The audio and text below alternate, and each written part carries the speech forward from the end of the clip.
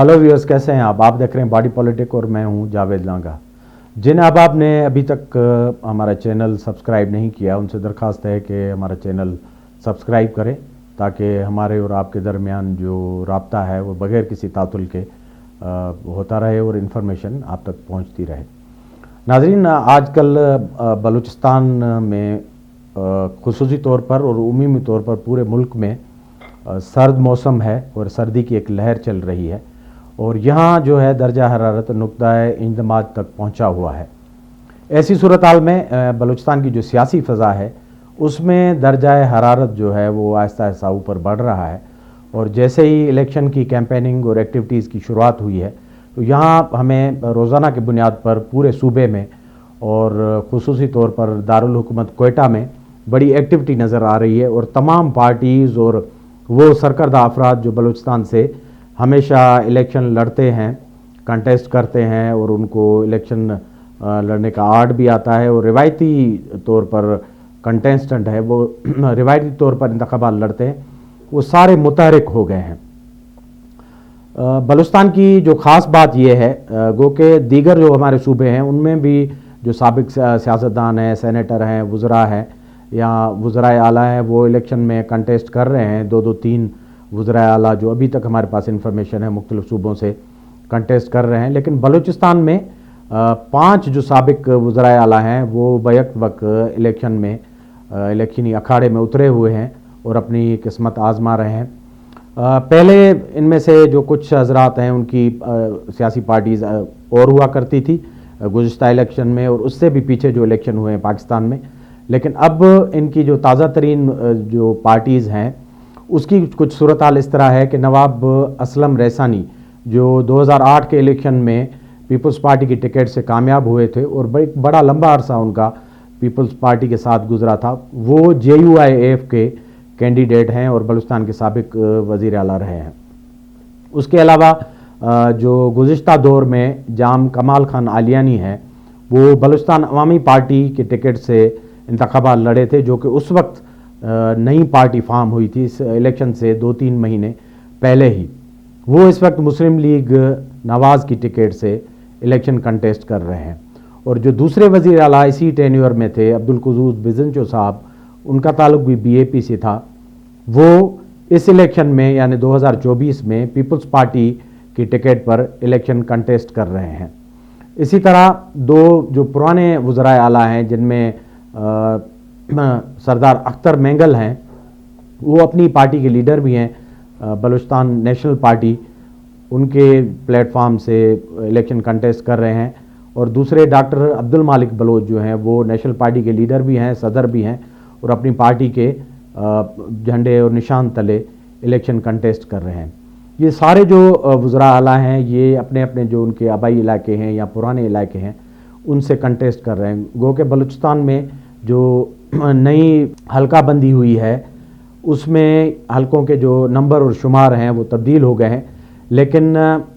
उमूमी तौर पर जो इलाके उनमें आते हैं वो तकरीबन वही हैं। नवाब असलम रैसानी मस्तूम के इलाके कानक से जो अपनी सीट है उनसे कंटेस्ट कर रहे हैं। इस तरह डॉक्टर मालिक बलोच तुर्बत से इलेक्शन कंटेस्ट कर रहे हैं। BNP मैंगल के सरबराह के नेशनल असेंबली की सीट से कंटेस्ट कर रहे हैं, लेकिन वो अपने ही इलाके वड से इलेक्शन कंटेस्ट कर रहे हैं। और इसी तरह अब्दुल कुद्दूस बिज़नचो साहब अपने इलाके खारान से इलेक्शन कंटेस्ट कर रहे हैं, जबकि जाम कमाल खान आलियानी वो भी अपने इलाके बेला से इलेक्शन कंटेस्ट कर रहे हैं। तो ये 5 वज़राए आला बैक वक्त पाकिस्तान की जो आने वाली इलेक्शन है 2024 के उसमें बलूचिस्तान से उम्मीदवार हैं।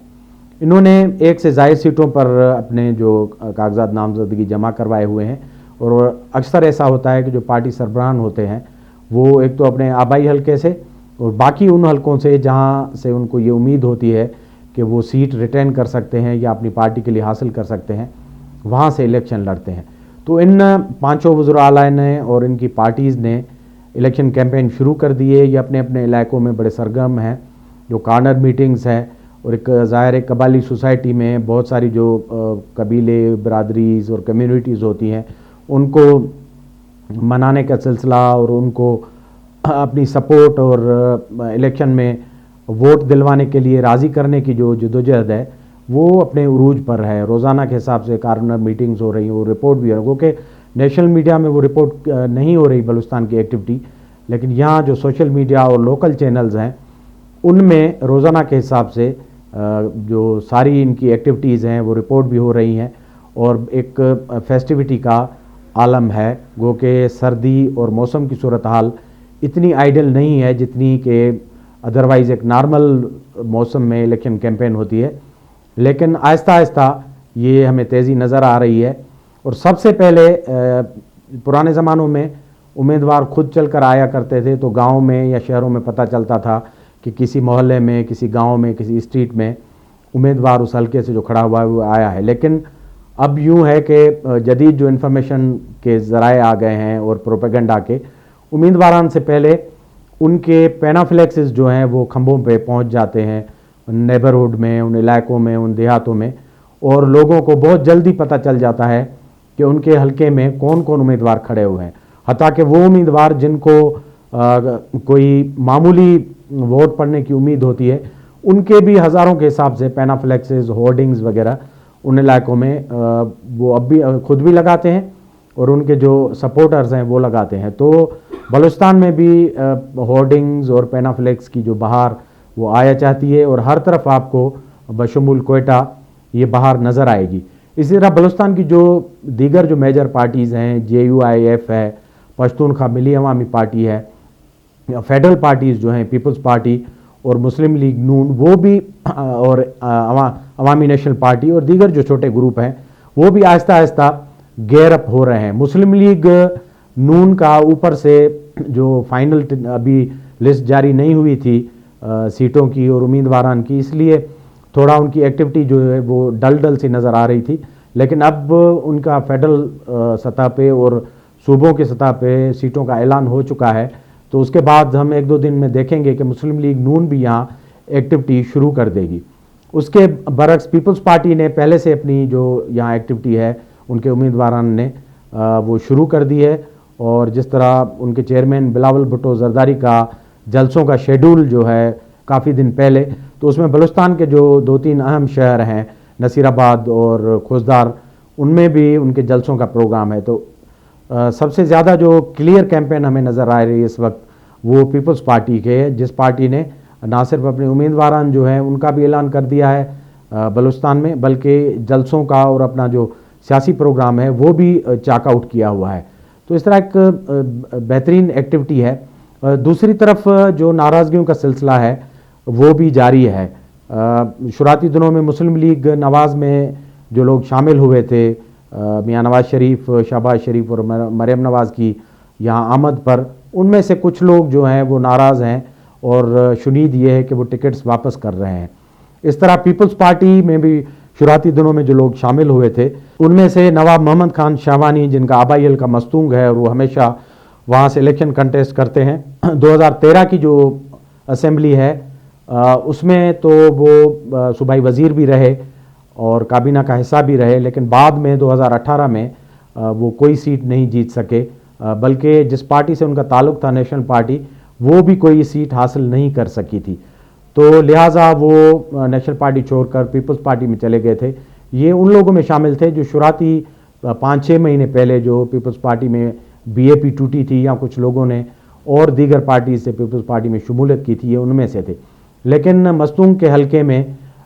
ٹکٹ نہ ملنے کی وجہ سے وہ پارٹی سے ناراض تھے, اور انہوں نے ایک پریس کانفرنس کے ذریعے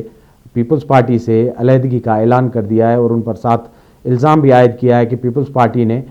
وعدے کے باوجود ان کو ٹکٹ نہیں دی, اور ان کے مقابلے میں وہاں نور احمد بنگلزئی صاحب جو پہلے BAP بلوچستان عوامی پارٹی کا حصہ تھے ان کو ٹکٹ دی گئی ہے, تو انہوں نے احتجاجاً وہاں سے استعفیٰ دے دیا ہے. تو اس طرح جوڑ توڑ کا سلسلہ بھی بلوچستان میں جاری ہے, اور ایک ہمیں فضا اور سینیریو بنتا ہوا نظر آ رہا ہے جو آئندہ دنوں میں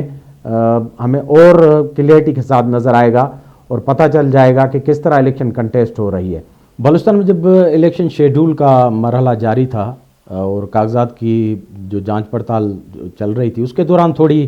ایک آپ سمجھے کہ ایک ہکپ یا بدمزگی کی صورتحال پیدا اس وقت ہوئی تھی جب بی این پی مینگل کے سربراہ سردار اختر جان مینگل کے جو کاغذات ہیں 3-4 حلقوں سے نیشنل اسمبلی کے اور صوبائی اسمبلی کے، وہ اعتراضات لگا کے آر او لیول پر مسترد کیے گئے تھے، تو اس طرح ایک تاثر مل رہا تھا کہ جیسے بلوچستان کی جو میجر پارٹیز ہیں شاید ان کو الیکشن سے باہر رکھا جا رہا ہے، اور خود سردار اختر مینگل اور ان کی پارٹی نے یہ خدشات ایک پریس کانفرنس کے ذریعے جس میں ان کا لب و لہجہ بھی بڑا تلخ تھا، انہوں نے الزام عائد کیا کہ کچھ جو قوتیں ہیں شاید وہ نہیں چاہتی کہ وہ الیکشن کا اور پارلیمانی سسٹم کا حصہ رہیں، تو اس مرحلے پر تھوڑی بدمزگی پیدا ہوئی تھی اور باقی جو لوگ تھے کچھ ان کے بھی کاغذات اس طرح مسترد ہوئے تھے۔ لیکن بعد میں جو الیکشن ٹریبیونل تھے بلوچستان میں بنے ہوئے، ان عذرداریوں کو کی سماعت کرنے کے لیے انہوں نے بڑا ایکسپیڈائٹ طریقے سے 5-6 تاریخ کے دوران ان اپیلز کو سنا، اور بعد میں سردار اختر مینگل سمیت میجر جو پولیٹیشین تھے ان کے کاغذات بحال ہو گئے، ماسوائے ان کے کہ جن پر کچھ چند جو سیریس اعتراضات تھے، کوئی گوشواروں کے، ٹیکسز کے یا ٹیکنیکلٹیز تھی ان میں، باقی کاغذات نامزدگی جو ہے جیسے ہی بحال ہوئے تو ہم نے دیکھا کہ پولیٹیکل جو سین میں بڑی تیزی آنا شروع ہو گئی، اور تمام جو بڑی میجر پارٹیز ہیں جو بلوچستان سے ہمیشہ کنٹیسٹ کرتی ہیں، جن میں 2 فیڈرل بڑی parties peoples party, Muslim League نون، اور یہاں کی جو نیشنلسٹ پارٹیز ہیں B N P Mengal national party, Pashtunkhwa Milli Awami party, J U I F, Hazara democratic party, Awami national party, اور چھوٹے جو گروپس ہیں یہاں اور انڈیویجولز ہیں ان میں بالکل تیزی سی آ گئی، اور یہ بڑی تلوار تھی تمام امیدواران پر کہ ان کے کاغذات کے ساتھ آخر کیا ہوگا۔ دوسری طرف ناظرین، جو مختلف انڈیویجولز ہیں اور سیاسی رہنما ہیں جو ماضی میں پولیٹیکل پارٹیز اور بڑی میجر پارٹیز کا حصہ رہے ہیں، خاص طور پر ریسانی جو فیملی اور ڈائنیسٹی ہے، ان میں سے میں نے جیسے آپ کو بتایا کہ جو سابق وزیر اعلیٰ ہیں نواب اسلم ریسانی، وہ تو جے یو آئی ایف کی ٹکٹ سے الیکشن لڑ رہے ہیں، لیکن ان کے جو چھوٹے بھائی ہیں نوابزادہ حاجی لشکری ریسانی، ان کے ساتھ بہت ساری پارٹیز کی بات چیت چل رہی تھی، یہاں کے جو نیشنلسٹ تھے ان کی بھی ان سے بات چیت چل رہی تھی، خاص طور پر نیشنل پارٹی اور ڈاکٹر مالک بلوچ نے بھی ان کے ساتھ مذاکرات کیے تھے، لیکن ان کے ساتھ ان کی کوئی بات مٹیریلائز نہیں ہو سکی۔ اسی طرح وفاقی جو پارٹیز ہیں، بلوچستان میں جب میاں نواز شریف آئے تھے تو میاں شہباز شریف خصوصی طور پر ساراون ہاؤس آئے تھے اور ان کو کوشش کی تھی کہ اپنی پارٹی کے کور میں لے لیں، اور ان کے مذاکرات کا ایک طویل دور چلا۔ اس کے بعد حاجی لشکری ریسانی لاہور بھی گئے تھے، وہاں بھی ایک سمجھے کہ چارٹر آف ڈیمانڈ انہوں نے پیش کیا تھا، جو ہم سے بھی انہوں نے شیئر کیا تھا بعد میں، جس میں یہ تھا کہ وہ بلوچستان کے جو میجر ایشوز ہیں ان پر وہ کلیئرٹی چاہتے تھے مسلم لیگ نون کی، لیکن باوجود وعدے وعید اور یقین دہانوں کے اس پر کوئی اتنا میجر ڈیولپمنٹ نہیں ہوئی، جس کے بعد حاجی لشکری ریسانی نے فیصلہ کیا کہ وہ آزادانہ حیثیت سے الیکشن لڑیں گے۔ اس طرح پیپلز پارٹی بھی ان کو پرسو کرتی رہی، لیکن وہ کسی کے ساتھ کسی کے فولڈ میں نہیں آئے۔ اس وقت وہ آزاد حیثیت میں الیکشن لڑ رہے ہیں، اور کوئٹہ میں اس وقت جتنے جو سیاسی لیڈران کیمپین چلا رہے ہیں ان میں سے وہ کافی سرگرم نظر آ رہے ہیں اپنے حلقے میں، اور بہت ساری جو برادریز ہیں، کمیونٹیز ہیں، ان کو ایشورنس دے رہی ہیں اپنی حمایت کی، اور انہوں نے ایک ڈیفرنٹ سی کوشش کی ہے کہ اس مرتبہ انہوں نے جو انڈیپینڈنٹ کینڈیڈیٹس، انڈیپینڈنٹ امیدواران ہیں جن میں ان کے پرانے رفقا بھی شامل ہیں، ہمایوں عزیز کرد صاحب اور کچھ دیگر جو لیڈران ہیں، ان کا ایک سمجھے گروپ سا بنایا ہوا ہے، اور وہ کنسولیڈیٹ کر کے وہ کیمپین چلا رہے ہیں، اور وہ اپنے تئیں جو انہوں نے نقطہ نظر اختیار کیا ہوا ہے اس میں وہ روایتی سیاست کو کنڈیم کر رہے ہیں، اور بلوچستان میں ان کے بقول جو نالی اور نلکے کی سیاست ہے وہ بلوچستان کے مسائل کا حل نہیں ہے، اس لیے بلوچستان کی ایک بھرپور آواز اسمبلی میں ہونی چاہیے، یہ موقف لے کر وہ اترے ہیں اور کافی اس پر کیمپین کر رہے ہیں، ان کو سپورٹ بھی مل رہی ہے۔ ناظرین، اس مرتبہ جو بلوچستان کا الیکشن ہے اس میں ہمارے دوست ہیں رضا الرحمان صاحب، ورکنگ جرنلسٹ ہیں، وہ بھی کھڑے ہوئے ہیں الیکشن میں۔ اس سے پہلے بلوچستان میں صحافیوں کی کوئی اتنی بڑی لمبی فہرست نہیں ہے، کچھ جو نگران حکومتیں ہوتی ہیں ان میں صحافی شامل کیے جاتے ہیں، 1-2 ایسی روایت ہے، لیکن جنرل الیکشن میں کم ہی شاد و ناظر کوئی صاحب ہی جو ہے وہ کنٹیسٹ کرتا ہے. اس مرتبہ رضا الرحمان جو ورکنگ جرنلسٹ ہیں ایکسپریس گروپ کے ساتھ وہ جڑے ہوئے ہیں, شہری حلقے سے الیکشن کنٹیسٹ کر رہے ہیں جو کہ سینٹر سٹی کوئٹہ کا حلقہ ہے. الیکشن بڑا مشکل قسم کا ایک ایڈونچر ہوتا ہے. دیکھیں وہ کتنا چارج کر پاتے ہیں اپنے کانسٹیٹوئنسی کو اور اپنے لوگوں کو. وہ بڑے جانے مانے ہیں اور پرانے کوئٹائٹ ہیں, شہری ہیں, اس لیے ان کا سماجی اثر رسوخ بڑا ہے. اس سے پہلے جو بڑا نام ہے بلوچستان کی صحافت میں وہ سینیٹر فصیح اقبال مرحوم رہے ہیں جو سینیٹ تک پہنچے تھے. تو آنے والے دنوں میں بلوچستان کا جو پولیٹیکل سینیریو ہے وہ بڑا ہی دلچسپ ہونے والا ہے, اور دیکھتے ہیں کہ آگے جب یہ کیمپین چلے گی تو کون سے جو لیڈران ہیں اور کون سی پارٹیز ہیں وہ بلوچستان کے ووٹرز کو موٹیویٹ کر پاتے ہیں اور اپنے حق میں ان کو ووٹ ڈالنے پر مجبور کرتے ہیں. اور 8 فروری کا دن جو ہوگا وہ ان کی ساری محنت اور نتائج کے پھل کے ساتھ آئے گا. تو ایک ہی مہینہ بچتا ہے, بلوچستان میں سردی ہے اور موسم جو ہے اتنا آئیڈل نہیں ہے, لیکن آنے والے دنوں میں یہ امید ہے کہ موسم ایک نارملسی کی طرف چلا جائے گا تو یہ کیمپین اور مزید بڑھے گی اور ڈیولپمنٹس ہوں گی جو ہم آپ کے ساتھ شیئر کریں گے. اب تک اتنا ہی. ہمارا پروگرام دیکھتے رہیں, لائک کریں, شیئر کریں. بہت بہت شکریہ.